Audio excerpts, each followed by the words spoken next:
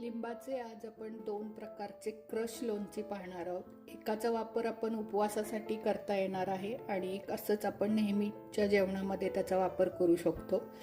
तर मी इथे 15 लिंब घेतलेली आहेत. लिंबू पाहून घेताना कुठेही डाग नसणारा लिंबू आपण घ्यायचं आहे.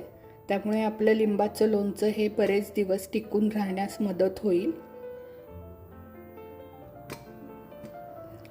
मी लिंबू कालच स्वच्छ धुवून पुसून ठेवले होते. अगदी पाण्याचा एकही अंश लिंबाला राहता कामा नये. कापून घ्यायचे. एका लिंबाचे 8 भाग करायचे आणि लिंबात असणाऱ्या सर्व बिया काढून घ्यायच्या.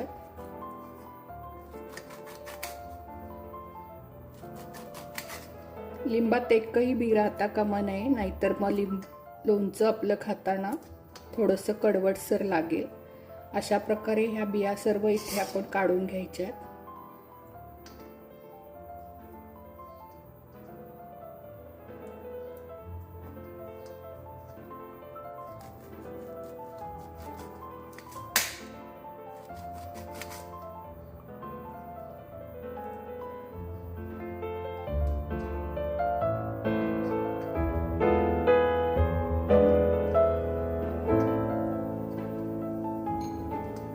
लिंबाच्या सर्व बिया व्यवस्थित काढून घ्यायच्या. लिंबू आपले आता कापून झालेले आहेत आणि बिया देखील मी याच्या बाजूला करून घेतलेल्या आहेत. आता हे एकही बी न ठेवता कापलेले लिंबू आपल्याला मिक्सरच्या भांड्यामध्ये घालून घ्यायचे. लिंबाचा जो रस खाली राहिलेला आहे तो देखील आपल्याला घालून घ्यायचा आहे मिक्सरच्या भांड्यात.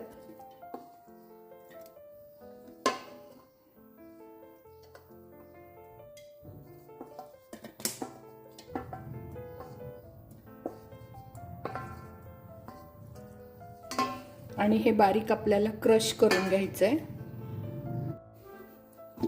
लिंबू आपले व्यवस्थित क्रश करून झालेले आहेत. आता आपण हे एका स्टीलच्या पॅन मध्ये क्रश जो आहे तो मोजून घ्यायचा आहे.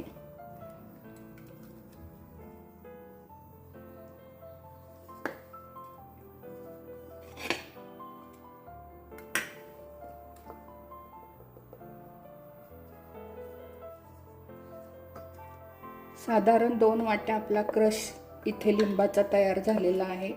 तर आता आपल्याला 4 वाट्या इथे साखर वापरायची आहे. जर 4 वाटी साखर तुम्हाला पूर्ण वापरायची नसेल तर निम्मा गूळ आणि निम्मी साखर इथे तुम्ही वापरू शकता.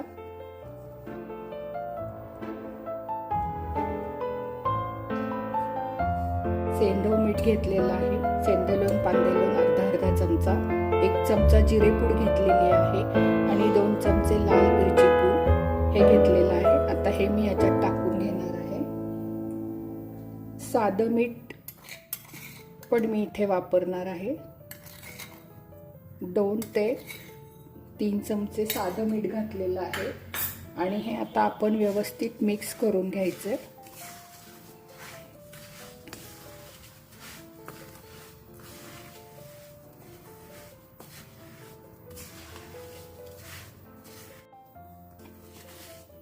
नेहमी आपण लिंबू जेवणात किंवा सरबतातून घेतो, पण लिंबाची साल देखील खूप औषधी आहे.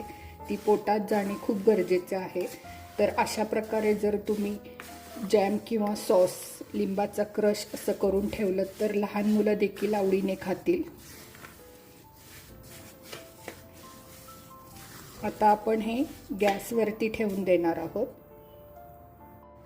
साखरेचं प्रमाण तुम्ही तुमच्या आवडीनुसार कमी जास्त करू शकता, पण साखर अगदी जेवढा क्रश आहे त्याच्या डबल घातली तर क्रश जो आपण बनवणार आहे सॉस तो एकदम चवीला चटकदार आणि मस्त होतो.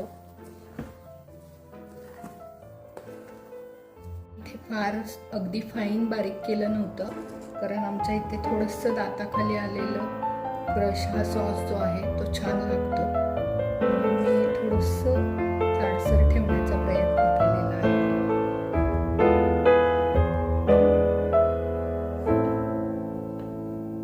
अजून ह्याला 5 ते 10 मिनिटं छान आपण शिजवून घेणार आहोत. ह्याचा रंग हळूहळू बदलायला लागलेला आहे.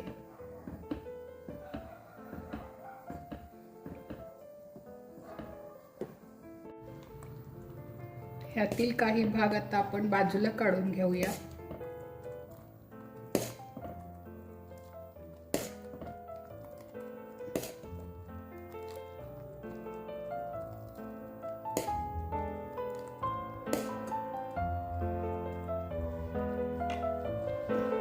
हे आता आपलं उपवासाचं लोणचं तयार झालेलं आहे.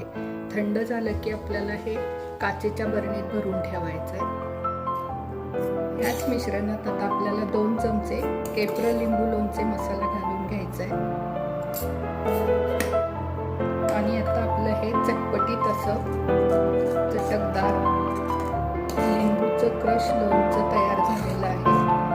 पूर्ण थंड झाल्यानंतर हवाबंद काचेच्या बरणीत आपल्याला हे स्टोअर करून ठेवायचं आहे.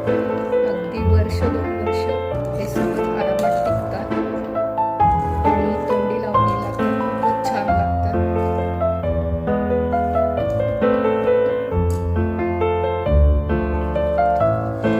मिश्रण आता एकदम परफेक्ट तयार झालेलं आहे. त्याचा रंग देखील चेंज झालेला आहे. एकदम ट्रान्सपरंट आणि चकाकी ह्या लिंबू क्रश लोणच्याला आलेली आहे. ते क्रश लोणचे छान असे तयार झालेले आहे. आता हे थंड देखील झालंय, तर आपण काचेच्या बरणीमध्ये आता हे घालून घ्यायचंय. उपवासासाठी जे आपण लिंबू क्रश लोणचं केलेलं आहे त्याची कन्सिस्टन्सी तुम्ही आता पाहू शकता. अगदी जॅम प्रमाणे छानपैकी ह्याचा कलर सुद्धा छान आलेला आहे. आता आपण हे काचेच्या बोरणीमध्ये भरून ठेवणार आहोत.